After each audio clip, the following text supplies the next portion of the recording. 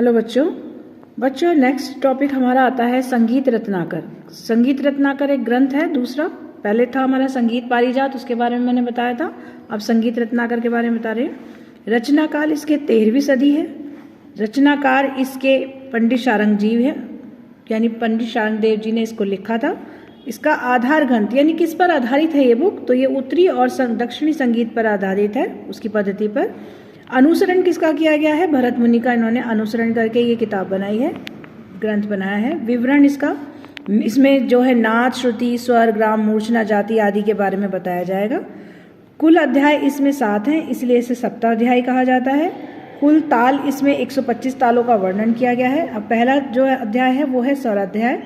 नाद, श्रुति, स्वर, ग्राम, मूर्छना, वर्ण, अलंकार, थाट का वर्णन इसमें किया गया है। दूसरा अध्याय है राग विवेकाध्याय। राग इसमें 20 हैं, ग्राम राग 30, उपराग 8, भाषा 96, विभाषा 20, अंतर्भाषा 4, रागांक 8, भाषांक 21, उपांक 3, क्रियांक 12। उसके बाद इसमें प्रकीर्णाध्याय के बारे में बताया गया है। अब बेटा जब राग विवेकाध्याय है ना, इसमें अगर जितने देखो नंबर याद रहे तो ठीक है, और नहीं याद रहे तो एटलीस्ट आप नाम तो लिख के आना ही इनके, ठीक है। फिर आता है प्रकीर्णाध्याय। प्रकीर्णाध्याय में वाग्यकार के 28 गुणों के वर्णन किया गया है। वाग्यकार का मतलब होता है रचना और स्वर जो दोनों में निपुण हो, यानी जो गीत लिखता भी हो और बनाता भी हो, ठीक है, तो उसको हम वाग्यकार कहते हैं। उसके 28 गुणों का वर्णन किया गया है प्रकीर्णाध्याय में।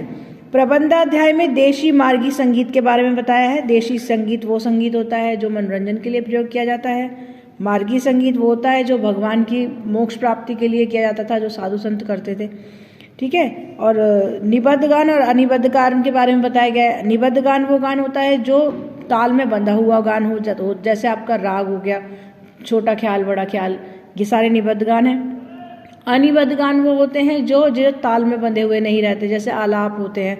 हमारे आलाप जो है ताल रहित होते हैं, ठीक है। ज़्यादातर शोक वोक में गाए जाते हैं ये, क्योंकि उसमें ताल नहीं बसती। और रागालाप, रूपकालाप का वर्णन किया गया है। फिर इसमें तालाध्याय में 125 तालों का वर्णन किया गया है। वाद्याध्याय में यहाँ पे तत्वाद्य के बारे में, तत्वाद्य होते हैं सितार और गिटार, यानी तंत्र वाले, तार वाले वाद्य। सुशीर वाद्य होते हैं बांसुरी, शहनाई जैसे फूंक मार कर जो बजाए जाते हैं। अवनद वाद्य होते हैं जैसे ढोल, ढोलक। घन वाद्य होते हैं जो घंटी जैसे मंजीरा, इनका वर्णन किया गया है इसमें। तो तत्, सुशीर, अवनद और घन। अगर बाई चांस आपको ये नाम याद ना रहे तो एटलीस्ट आप इसमें ये जो है इंस्ट्रूमेंट के नेम जरूर लिख के आ जाना कि इनका वर्णन किया गया है, ठीक है। आदि कर इनका वर्णन किया गया है। फिर आता है नृत्याध्याय। नृत्याध्याय में नृत्य और नाट्य नृत्य का वर्णन किया गया है।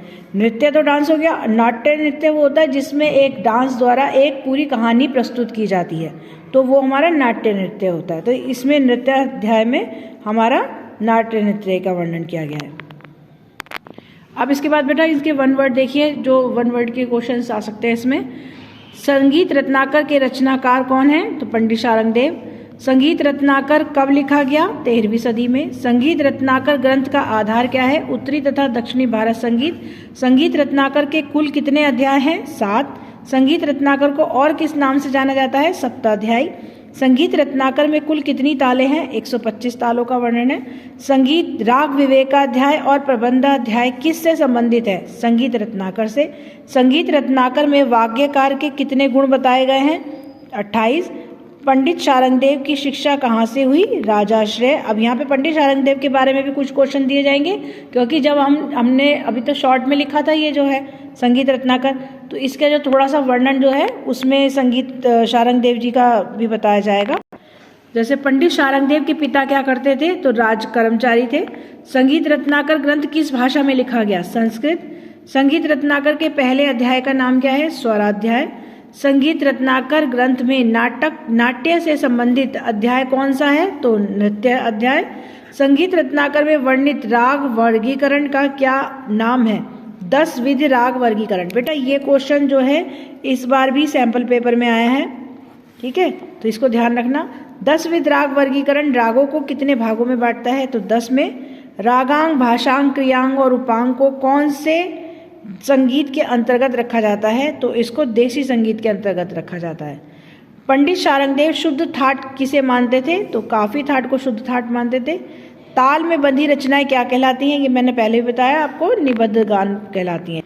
फिर पंडित शारंगदेव ने संगीत के कितने प्रकार माने हैं? 2। संगीत रत्नाकर में तालों के कितने प्रकार माने हैं? 2, मार्गी और देसी।